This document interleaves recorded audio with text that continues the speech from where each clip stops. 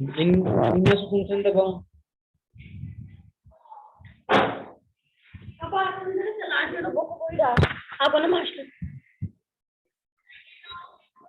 master dia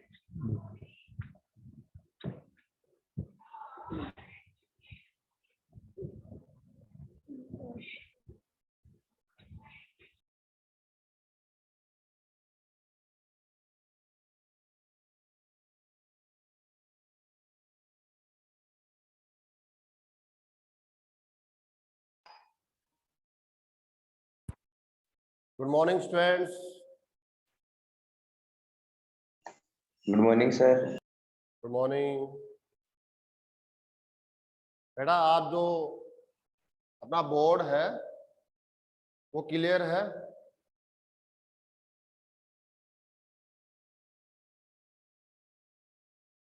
हाँ। चलो, कल हमने यहाँ पर ये टॉपिक स्टार्ट कर लिया था, हम इसको आगे कंटिन्यू करेंगे। समुच्चय, एक बार फिर से मैं डेफिनेशन को रिवाइज कर देता हूँ, क्योंकि जहाँ भी आप इस लेसन्स के अंदर आने वाले कुछ लेसन्स के अंदर कोई भी टॉपिक पढ़ेंगे तो उसमें समुच्चय सेट इन्वॉल्व होगा, इसलिए आपको ये क्लियर पता होना चाहिए कि समुच्चय एक्चुअल में होता क्या है। आधा अधूरा नॉलेज लेकर हम जाएंगे तो आने वाले प्रॉब्लम्स को हमें संभालने में कुछ कठिनाई महसूस होगी। ये जरूरी है कि हम पूरा सीख कर चले, अच्छे से सीख कर चले, पूरा कॉन्फिडेंस लेकर हम आगे बढ़े, चाहे समय लगे, कोई प्रॉब्लम नहीं होती है। अगर मैं समझ में आ गया तो जितना भी समय आपने दिया है उसको बुरा नहीं कहा जाता है, और अगर मैं समझ में नहीं आया तो आपने काफी समय बचा लिया होगा लेकिन वो बेकार हो गया। जितना आपने दिया, जितना आपने बचा लिया, उसका कोई मीनिंगलेस हो गया, सीखा नहीं आप लोगों ने। तो एक बार मैं फिर से रिवाइज करवा देता हूं। समुच्चय सेट सॉरी सुपरिभाषित वस्तुओं का संग्रह समुच्चय कहलाता है। वस्तुओं का संग्रह आप जानते हैं, अगर दो या दो से अधिक वस्तुओं को एक समूह में हम ले लेते हैं तो उसे आप वस्तुओं का संग्रह कहेंगे, वस्तुओं का समूह कहेंगे। दो या दो से अधिक वस्तुएं अगर आप लेते हैं तो उस संग्रह को हम क्या बोलेंगे? वस्तुओं का संग्रह। लेकिन ये जो संग्रह है वो विशेष प्रकार की वस्तुओं को लेकर यदि बनाया जाता हो, तैयार किया जाता हो, तो आप उसे सुपरिभाषित यदि कह सकते हो तो हम कह सकते हैं कि ये समूह वस्तुओं का ये संग्रह सुपरिभाषित होने के कारण हम इसे समुच्चय कहेंगे। अब सुपरिभाषित का अर्थ है एक समान परिभाषा उन वस्तुओं में होना। उस संग्रह में जितनी भी वस्तुएं हैं उन सब में एक समान परिभाषा का रखना, पालन करना, एक जैसी परिभाषा उस संग्रह की सभी वस्तुओं में होगी तो उस संग्रह को आप सुपरिभाषित वस्तुओं का संग्रह बोल देंगे और हम उस संग्रह को समुच्चय कहना प्रारंभ कर देंगे। यदि संग्रह में एक वस्तु भी, कम से कम एक वस्तु भी ऐसी है जो एक समान जो परिभाषा वहां है, जो डेफिनेशन वहां पर बाकी सभी वस्तुएं रखती है, लेकिन एक कोई वस्तु ऐसी है जो उस परिभाषा का विरोध करती हो, उसका पालन नहीं करती हो, तब हम उस संग्रह को सुपरिभाषित नहीं कहेंगे। और जो संग्रह सुपरिभाषित नहीं होगा उसे आप समुच्चय भी नहीं कहेंगे। फिर आप उसको वस्तुओं का संग्रह, वस्तुओं का समूह ऐसे तो कह सकते हैं, लेकिन सुपरिभाषित नहीं होने के कारण एक या एक से अधिक वस्तुओं के उस परिभाषा का पालन नहीं करने के कारण आप उस संग्रह को समुच्चय नहीं कह सकते हैं। A well defined collection of objects, ये ऑब्जेक्ट्स है, इनका हम कलेक्शंस लेंगे, मिनिमम 2 ऑब्जेक्ट्स यहां पर कंपलसरी है। उनके लिए क्या डेफिनेशन है? वेल डिफाइंड, उनको बहुत अच्छे तरीके से परिभाषित किया गया हो, एक परिभाषा उन पर लागू होती हो, डिफाइन होती हो। ठीक है, a well defined collection of objects is called set. ठीक है, ओके स्टूडेंट्स, ये डेफिनेशन कल हमने ले ली थी। अब हम इसके एग्जांपल्स भी हम स्टार्ट कर चुके हैं। ठीक है, तो हम कुछ एग्जांपल्स लेते हैं। जैसे एग्जांपल्स है, बहुत सारे एग्जांपल्स हम कलेक्ट कर सकते हैं।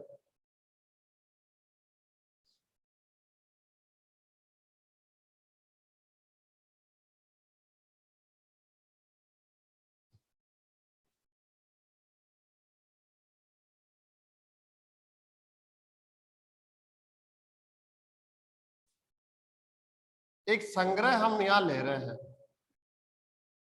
जयपुर शब्द है, उसके अक्षरों का हम संग्रह ले रहे हैं, एक कलेक्शन हम लोग ले रहे हैं। तो देखते हैं जयपुर के अंदर कौन से अक्षर है, लेटर्स है। तो हम कह सकते हैं जे लेटर है, नेक्स्ट ए लेटर है, नेक्स्ट आई है, पी है, यू है, आर है।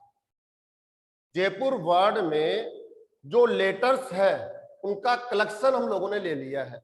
इनको हमने अलग अलग कर दिया, ये अपने आप में एक अलग लेटर है, ये अलग लेटर है, ऐसे अलग अलग लेटर होने की वजह से हमने इनके बिटवीन कोमा साइन लगा दिया है। ठीक है, ताकि ये सेपरेट हमें दिखाई पड़े। लेकिन जैसे इनको हम ज्वाइन कर देते हैं तो ये जयपुर बना सकता है, और कोई वर्ड भी बन सकता है ऑर्डर चेंज करते ही। जैसे ए पहले कर दिया, जे बाद में कर दिया, किसी लेटर को आप ऑर्डर चेंज कर देंगे तो एक नया वर्ड बन जाता है। ठीक है, फिलहाल जयपुर है और एक वर्ड है, इसके पास जो लेटर्स है उनका संग्रह हम देख रहे हैं, तो ये संग्रह आपको मिलेगा। अब आप बताइए, आप सब इससे सहमत है कि ये वेल डिफाइंड है, जयपुर वर्ड में यही लेटर्स आते हैं, या इनके अलावा भी कोई लेटर है जो जयपुर वर्ड में शामिल है और इस संग्रह में नहीं है? क्या आप विरोध कर सके कि सर जयपुर वर्ड का ये लेटर आपने इस संग्रह में नहीं लिया? या ऐसा कह सकते हो कोई लेटर ऐसा हमने ले लिया हो जो जयपुर वर्ड में ही नहीं है, कि जयपुर जो वर्ड है इसमें वो लेटर ही नहीं है? तुम कहेंगे नहीं, यहां पर जो कलेक्शंस है इसके पास वही लेटर्स है जो जयपुर वर्ड में शामिल है।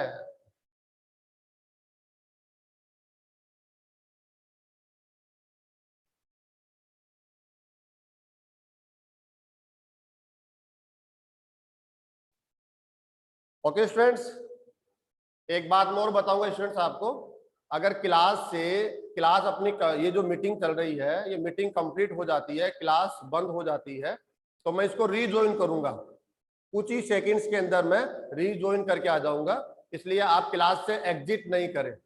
हो सकता है मैक्सिमम 1 मिनट का टाइम मुझे लग जाए मैक्सिमम, तो आप क्लास से कोई एग्जिट नहीं करेंगे, हम इसको कंटिन्यू करेंगे। कई बार ऐसा एरर आ जाता है, टेक्निकल एरर आ जाता है, जिसकी वजह से क्लास पहले ही कंप्लीट कर देता है ये। ठीक है, तो ऐसा नहीं है, आप एग्जिट नहीं करेंगे, मैं वापस क्लास ज्वाइन कर लूंगा। ओके, तो आप इससे सहमत हैं?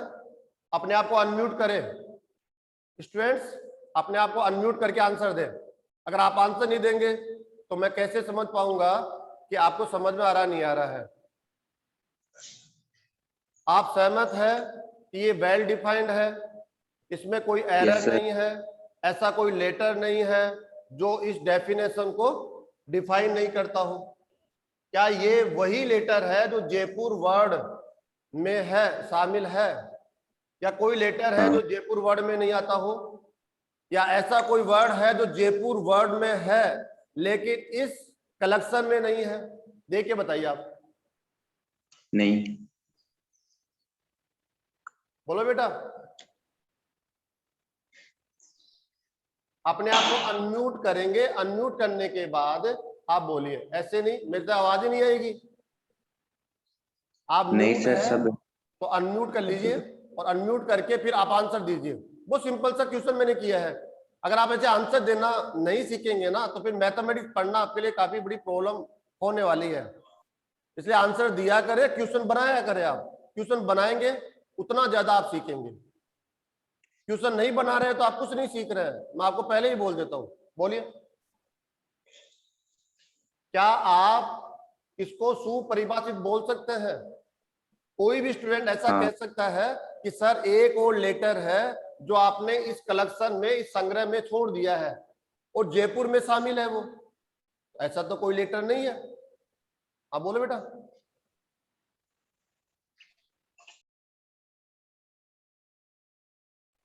अभिषेक चौधरी क्या बोल रहे हैं आप? सर नहीं है इसमें कोई भी वर्ड। सुपरिभाषित नहीं है? सुपरिभाषित है। हाँ सुपरिभाषित है। क्यों परिभाषित है?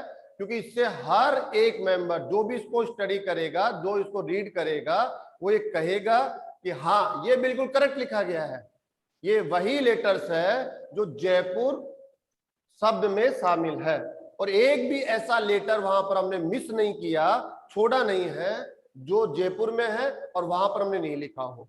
तो हम इसको बोल देंगे ये वेल डिफाइंड है, सुपरिभाषित है, इसलिए आपके लिए क्या हो जाएगा? ये सेट। स्टूडेंट क्या हो जाएगा? ये आपके लिए सेट हो जाएगा। ठीक है, ऐसे ही हम कोई दूसरा एग्जांपल ले लेते हैं। कौन सा एग्जांपल ले लेते हैं?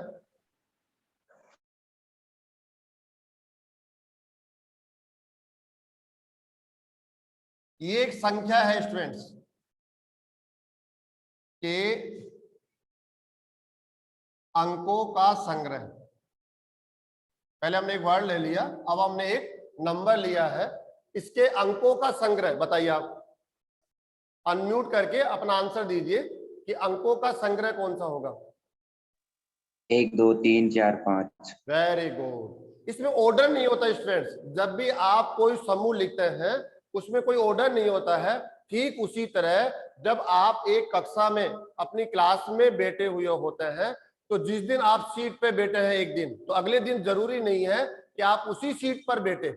आप अपनी सीट चेंज कर भी सकते हैं, तो उस कक्षा पे कोई प्रभाव नहीं पड़ता।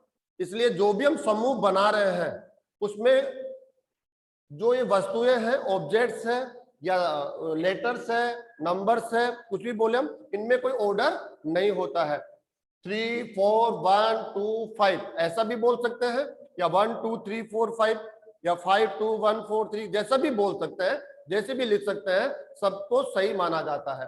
तो जो मैं ऐसे लिख सकता हूं 1 2 3 4 5। बताओ ये सभी नंबर्स है। बताओ इस नंबर के क्या है? एलिमेंट है या नहीं है? एलिमेंट बोल दीजिए इसको आप, एक कोई डिजिट बोल दीजिए, है या नहीं है? है।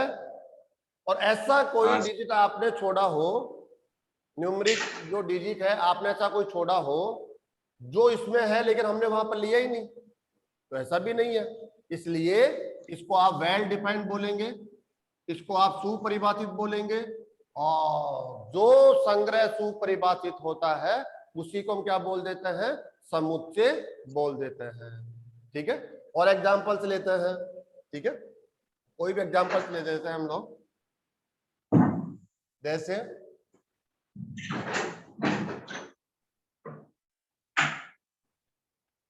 आप में से भी कोई स्टूडेंट अगर एग्जांपल देना चाहे तो दे सकता है, उसको वो लेकर हम कंसीडर कर सकते हैं। लेकिन एग्जांपल्स इनफिनिट एग्जांपल्स है, लेकिन हम वही एग्जांपल्स यहाँ पर लेंगे जिनको हम बोर्ड पर उतार भी पाए, उनकी लिमिटेशन होनी चाहिए। ठीक है, चलो और मैं जैसे कुछ लेता हूं यहाँ पर।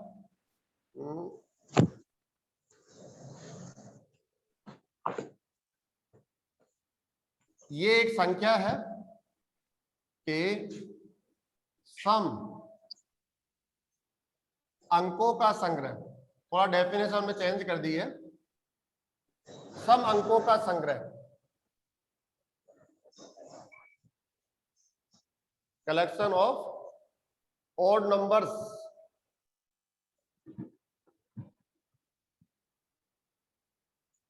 बताइए स्टूडेंट्स, सम अंक कौन कौन है इसके अंदर?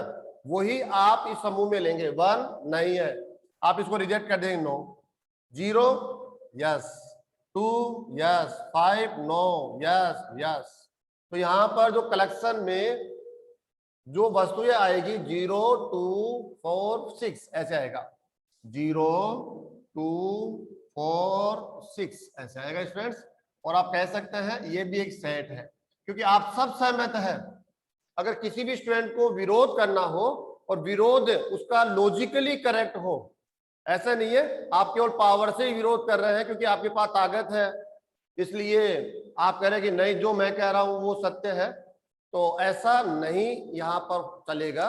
यहां पर लॉजिकली जो तार्किक रूप से करेक्ट होगा उसको हम लोग सही मानेंगे।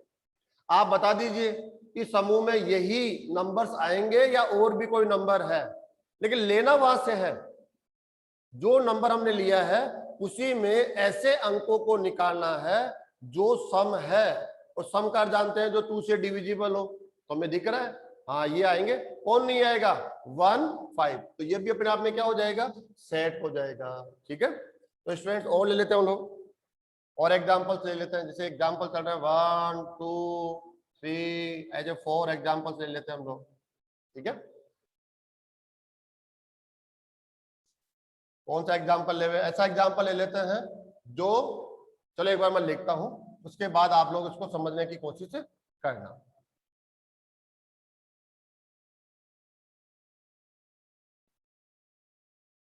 कल हमने कौन से एग्जांपल लिए थे?